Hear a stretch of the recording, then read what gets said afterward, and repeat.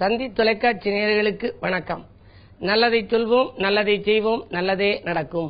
ஒரு வாழ்க்கையில் நல்லது நடக்க வேண்டும் என்று சொன்னால் நல்லதை சொல்ல வேண்டும், நல்லதை செய்ய வேண்டும். அந்த அடிப்படையில் இன்றைக்கு 3/6/2016 வெள்ளிக்கிழமை பரணி நட்சத்திரம் மாலை 4:35 வரை, பிறகு கார்த்திகை நட்சத்திரம். இன்றைக்கு மாத சிவராத்திரி. சிவனை வழிபட்டால் சிறப்புகளை எல்லாம் நாம் வரவழைத்துக் கொள்ள இயலும்.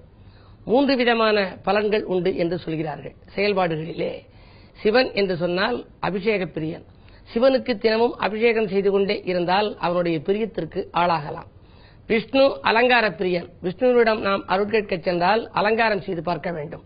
பட்டு பீதாம்பரதாரி என்பதனாலே அவருக்கு பச்சை பட்டு அணிவித்து தாமரைப்பூ மாலையிட்டு சர்க்கரை பொங்கல் நைவேத்தியம் விட்டெல்லாம் அந்த அருளை பெற வேண்டுமாம். நவகிரகங்களுக்கு துதிப்பிரியர் என்று சொல்வார்கள். போற்றி போற்றி என்று நாம் சொல்ல வேண்டும். அந்த அடிப்படையில் சிவனுக்கு என்று எடுத்துக்கொண்டால் இன்றைக்கு சிவராத்திரி அன்றைக்கு நாம் அபிஷேகம் செய்து பார்த்தால், அலங்காரம் செய்து பார்த்தால் நற்பலன்கள் கிடைக்கும். அபிஷேக பலனை பற்றி அற்புதமான பாடல் ஒன்று உண்டு. அந்த பாடல், தெய்வத்திற்கு அபிஷேகம் செய்து பார்த்தால் செயல்பாட்டில் வெற்றி வரும் என்று உரைப்பார். வையகத்தில் எத்தனையோ பொருள்கள் உண்டு, ஏராளமான பொருள் உண்டு. ஆனால் அபிஷேகத்துக்கென்று சில பொருள்கள் தான் எடுத்துக்கொள்கிறோம். வாய்த்தவற்றில் சிலவற்றை தேர்ந்தெடுத்தார். எண்ணெய் அபிஷேகம், விபூதி அபிஷேகம், சந்தன அபிஷேகம், பன்னீர் அபிஷேகம் என்று சில பொருள்களை தேர்ந்தெடுத்தார். ஐயமின்றி அபிஷேகம் செய்து பார்த்தால் அடுக்கடுக்காய் நற்பலன்கள் நமக்கு சேரும். எந்த விதமான சந்தேகமும் கொள்ளக்கூடாதாம். இறைவனிடம் நம்பினோர் கெடுவதில்லை, 4 முறை தீர்ப்பு என்று சொல்லியிருக்கிறார்கள். அந்த அடிப்படையில் ஐயமின்றி அபிஷேகம் செய்து பார்த்தால் அடுக்கடுக்காய் நற்பலன்கள் நமக்கு சேரும். தோய்வடைந்த பணி இனிமேல் தழைக்கும், நல்ல தொடர்ந்து வரும் துன்பமெல்லாம் விலகி ஓடும் என்று சொல்லி வைத்தார்கள்.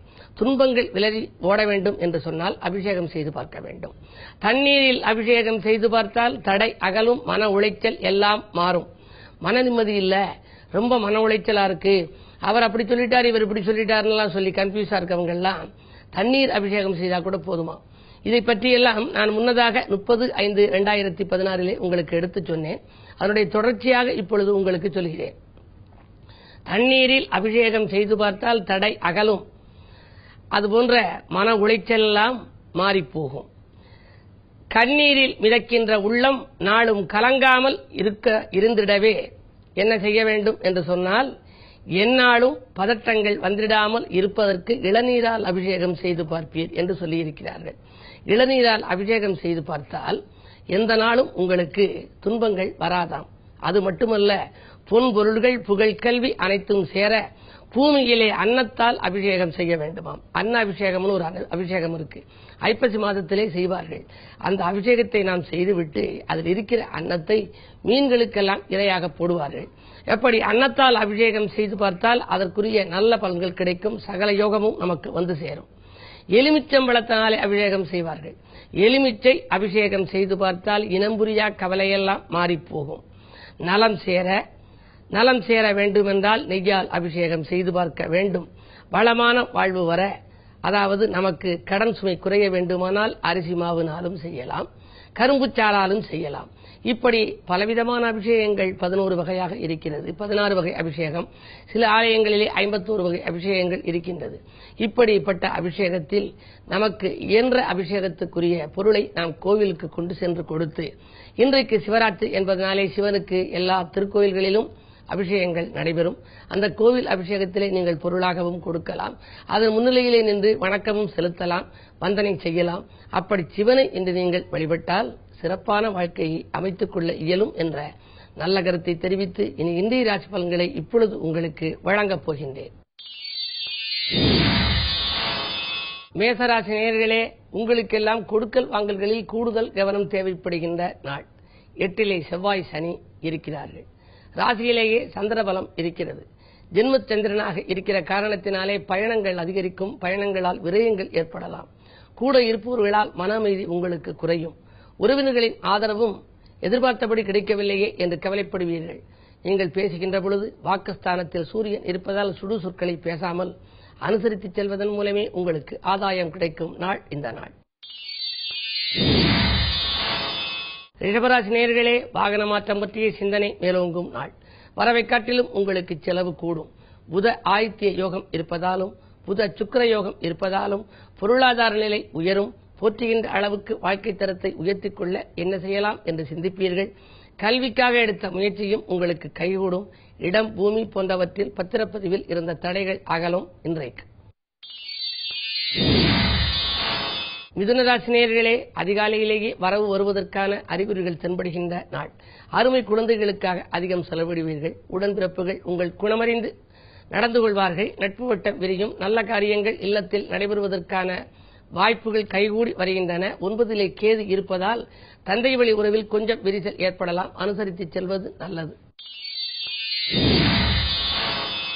கடகராசினியர்களே, 8லே கேது, 2லே ராகு. ஏற்றமும் இரக்கமும் வந்து கொண்டே இருக்கும். மனதில் நினைத்ததை மறுகணமே நீங்கள் செய்து முடித்தாலும் கூட நிம்மதி கிடைக்கவில்லையே என்று ஏங்குவீர்கள். குரு 2ல் இருப்பதால், 6க்கு அதிபதி 2ல் இருப்பதால் உத்தியோக மாற்றங்கள் உறுதியாகலாம். ஒரு சிலருக்கு உத்தியோகத்தில் மேலதிகாரிகளின் ஆதரவோடு உயர் பதவிகள் கூட கிடைக்கும் வாய்ப்பு உண்டு. சிம்மராசினியர்களே, உங்களுக்கெல்லாம் பஞ்சாயத்துக்கள் நல்ல முடிவுக்கு வரும் நாள். பக்கபலமாக இருக்கும் நண்பர்களால் உங்களுக்கு சிக்கல்கள் தீரும். பகை விலகி பாசம் கூடும். வீடு வாங்க விற்க எடுத்த முயற்சிகளில் அனுகூலங்கள் உண்டு. சொத்துக்களால் லாபம் கிடைக்கும் நாள். சொந்தங்களின் ஒத்துழைப்பும் உங்களுக்கு கூடுதலாக இன்றைக்கு கிடைக்கலாம். என்ன இருந்தாலும் இன்றைக்கு மாலை நேரத்தில் வரும் பயணத்தை மறுக்காமல் நீங்கள் ஏற்றுக்கொள்வது நல்லது. ஏனென்றால் பயணத்தால் உங்களுக்கு ஒரு பலன் இன்றைக்கு கிடைக்கப் போகிறது. கன்னிராசினியர்களே, உங்களுக்கு சந்திராஷ்டமம். எது செய்தாலும் யோசித்து செய்யுங்கள். வழிபாட்டின் மூலம்தான் வளர்ச்சி கூடும்.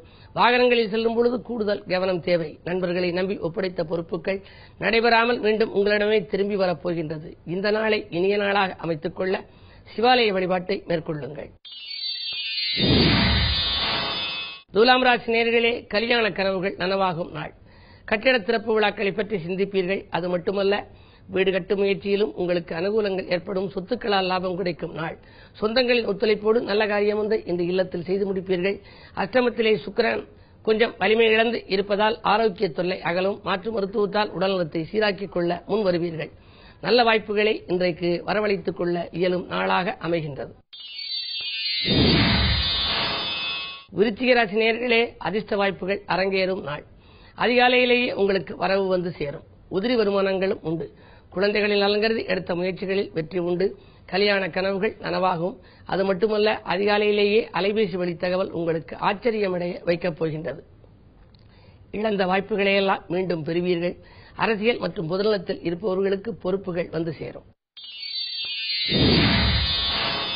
தனுசு ராசி நேயர்களே, உங்களுக்கெல்லாம் காவல்துறையால் ஏற்பட்ட கலக்கம் அகலும் நாள்.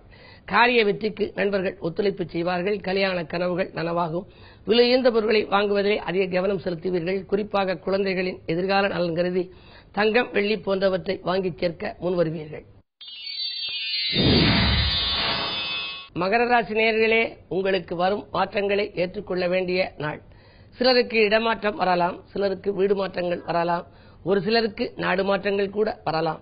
என்ன இருந்தாலும் 2லே கேது இருப்பதால் கொடுத்த வாக்கை காப்பாற்ற இயலாது. பாக பிரிவினைகளில் தாமதங்கள் ஏற்படலாம். ஒப்பந்தங்களில் கையெழுத்திடும் போது ஒரு கணம் சிந்திப்பதுதான் நல்லது. கும்பராசி நேயர்களே, உங்களுக்கெல்லாம் கூட பிறந்தவர்களால் நன்மை கிடைக்கும் நாள். குடும்பத்தில் ஏற்பட்ட குழப்பங்கள் அகலும். குதூகலம் கூடும். வரவு திருப்திகரமாகவே இருக்கிறது. நண்பர்களை நம்பி ஒப்படைத்த பொறுப்புகள் நல்லவிதமாக முடிவடையும். வெளிவட்டார பழக்க வழக்கம் விரிவடையும். மீனராசி நேயர்களே, வாடும் உள்ளத்திற்கு வள்ளல்களின் ஒத்துழைப்பு கிடைத்து மகிழும் நாள். வளர்ச்சி அதிகரிக்கும். எடுத்த முயற்சிகள் எளிதில் நிறைவேறும். புதிய பங்குதாரர்களை சேர்த்துக் கொண்டு தொழிலை வளப்படுத்த முன்வருவீர்கள். விஐபிக்கள் வீடு தேடி வருவார்கள். விடிகாலையிலேயே நல்ல தகவல் வந்து சேரும் நாள் இந்த நாள். மேலும் விவரங்கள் அறிய தினத்தந்தி படியுங்கள்.